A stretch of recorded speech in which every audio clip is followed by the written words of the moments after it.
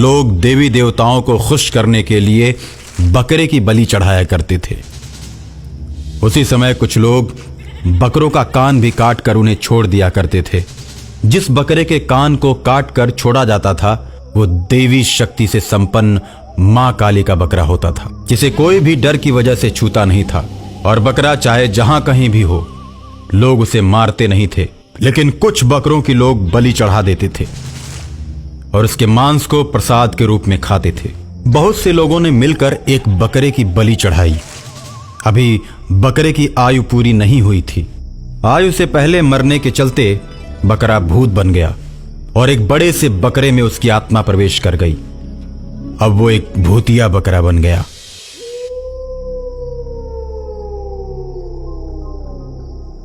भूतिया बकरा शहर के सारे बकरों से बहुत ताकतवर था।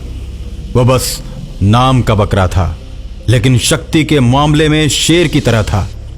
बकरों की बलि को चढ़ता देख वो दुखी था और उसने सोचा, मैं अपने भाइयों की रक्षा करूंगा। इंसान मेरे भाइयों पर बहुत ही जुल्म करते हैं। अब मैं जुल्म को बर्दाश्त नहीं करूंगा। बहुत हो चुका। मेरे बहुत से भाई मारे जा चुके हैं। मैं उनके ऊपर किए हुए अत्याचार का बदला लूंगा और उनके बलिदान को व्यर्थ नहीं जाने दूंगा। ऐसा मन में सोचकर जहां भी मांस बेचने वालों को देखता वहीं पर रुक जाता। मांस बेचने वालों को अकेला पाते ही वो बकरा उनको मौत के घाट उतार देता। बहुत से कसाईयों को वो बकरा शहर में भी मार चुका था। शहर में बकरे की चर्चा होने लगी कि बकरा शेर की तरह जिधर से भी गुजरता है। लोग डर की वजह से भागने लगते हैं। एक दिन वो बकरा एक मंदिर के पास गया। मंदिर के पास बैठकर आराम कर रहा था। वो गर्मी का समय था। बकरा पेड़ के नीचे बैठा हुआ था। तब तक 2-4 लोग एक बकरे को टीका लगाकर और माला पहनाकर मंदिर में बलि देने के लिए ले जा रहे थे।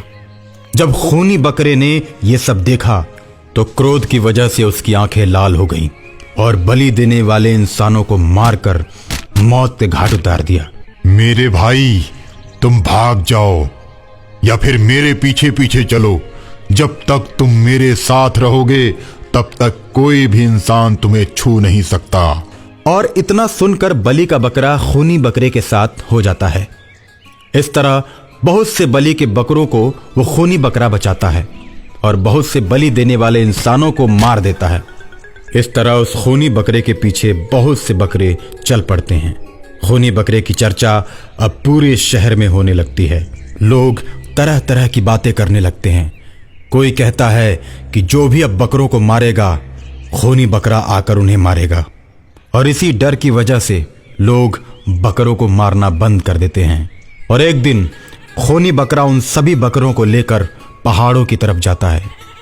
सभी बकरे रास्ते में जाते समय हरी हरी घासों को चरते जाते हैं और इंसानों से दूर पहाड़ों पर जाकर बस जाते हैं, जहां वे भर पेट घास चरते हैं और नदी में उतरकर पानी पीते हैं।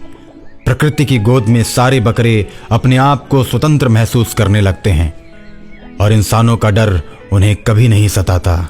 सारे बकरे उस पहाड़ों की वादियों के बीच, उस हरियाली के बीच खुशी और आनंद से जीवन जीने लगते हैं और अंततः उस खूनी बकरे को अपना राजा घोषित कर देते हैं।